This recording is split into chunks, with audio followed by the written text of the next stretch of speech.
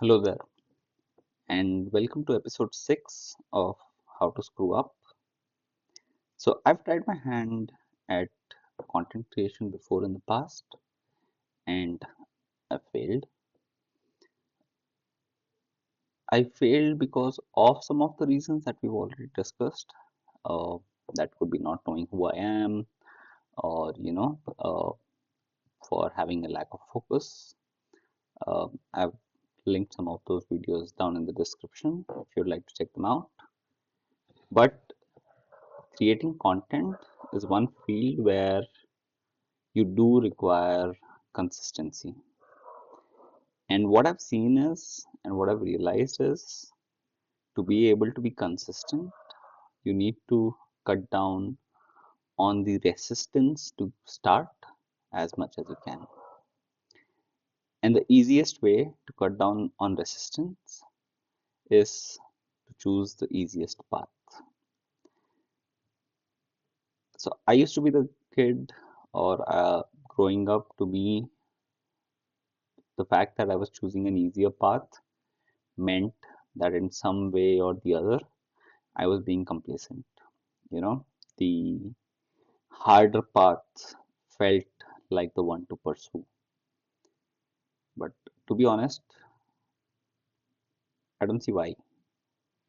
I mean, why not choose a path that takes you where you want to go, but is also easy?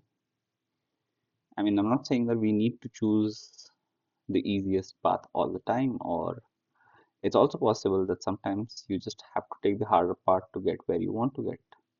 But if there is an easier path available, why is it so looked down upon?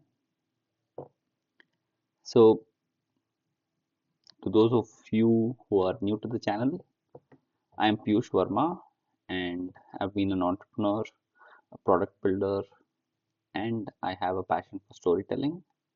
And in this series called How to Screw Up, I'm looking at some of my past experiences and discussing a few learnings that I have had on the way, some mistakes that I've made, which led to the downfall of my first startup. Uh, some of my other experiences of having worked at other startups, which also sort of shut down. And in order to be able to, uh, put it out there so that some of you who might be thinking of startup do not make the same mistakes that we did.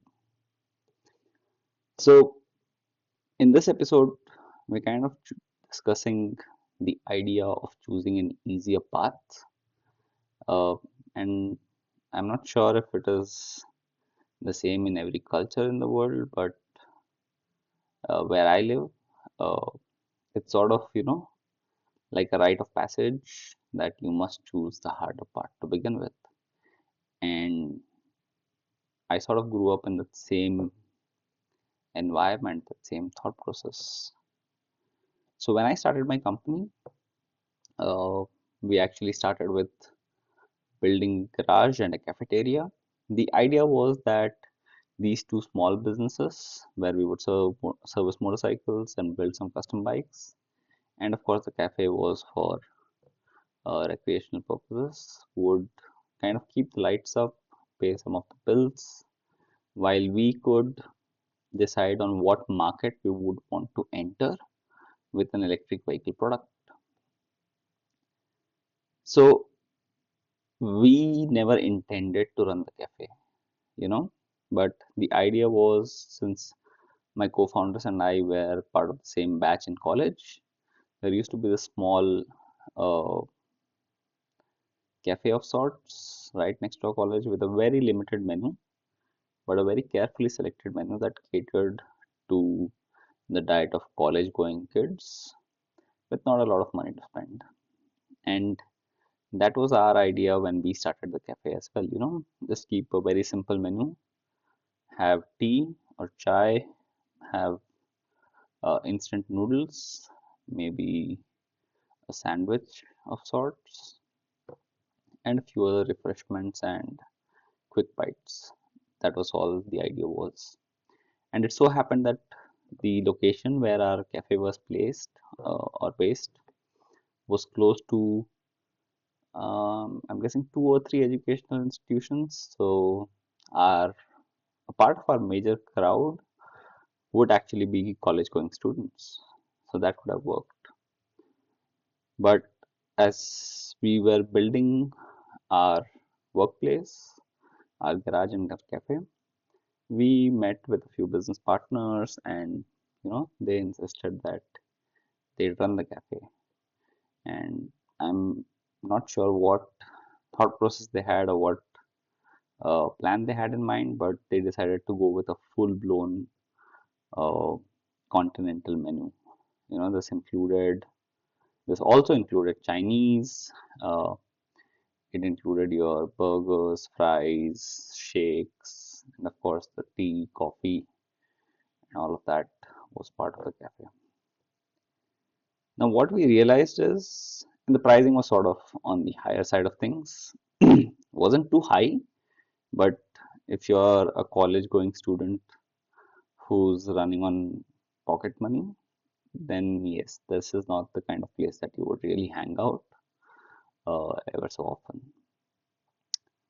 So what we saw is that we did have, you know, a good footfall in the first couple of weeks, uh, but then it gradually started declining. And that good footfall could, be because of the fact that we were a new business. Our cafe looked great, it was built out of shipping containers. It did, pique the curiosity of a lot of people. But then, of course, the product market fit, if I may call it so, didn't quite work, and we saw it completely go down. And the thing is that uh, running an inventory for such an exorbitant menu, hiring a chef who can actually execute it, uh, was in itself a difficult task. Honestly, running instant noodles and a cup of tea would have been much easier. So when I think about that in retrospect, I actually feel that the easier path might have been the one that actually works. Similarly, at the garage, we always felt, and this was especially with me, you know, that building uh, a full-blown motorcycle was the way to go. We didn't realize that we could have learned a lot by first maybe dealing in motorcycles, maybe importing a few, giving it to our customers, seeking feedback on what is it that they really want, what problems does this product solve in their lives. We would first go down to the shop floor and build the prototype without actually having explored an easier way of testing the value proposition of our prototype. And this is actually what they call a minimum viable product in the startup world, where you have a product that is fairly easy to put together. It's of course not as finished as what your final product would be, but it's good enough that you can actually hand it to your customers and validate your value proposition. You know, a slightly faster way to actually test all your product hypotheses. That is something that we sort of failed to do. And I'm not sure if it was this very reason of why we failed to do it. And I can only speak in retrospect, but I kind of feel, because even now when I make a lot of choices, I sort of brush away the easy way, until I was watching a Bollywood movie where this therapist actually says, why do we have to, or why are we wired in such a way that we have to choose the harder path? I mean, who are we trying to prove to? What are we trying to prove? Isn't the fact that you've started hard enough? Which is honestly the same in terms of, building content.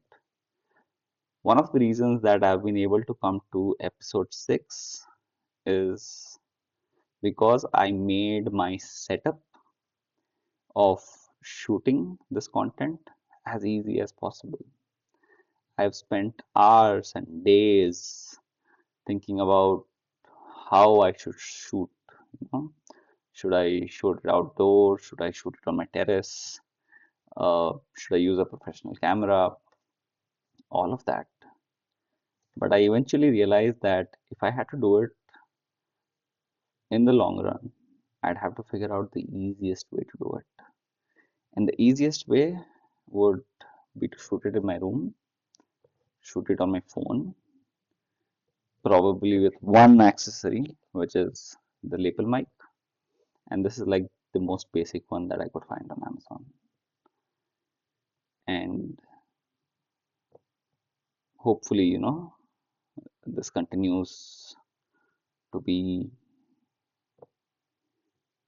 far longer than some of my other attempts at creating content online.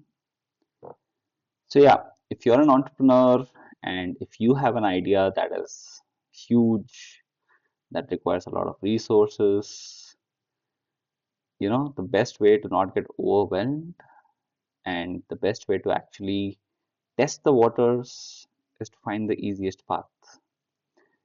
Sometimes you need to sell before you actually build. And that is a slightly deeper topic, and we will get into that maybe in the next episode.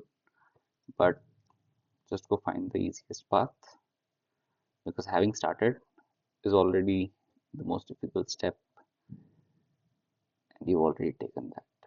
So, I'll see you guys in the next one. Cheers. If you found value in this video, please do like, share, and subscribe.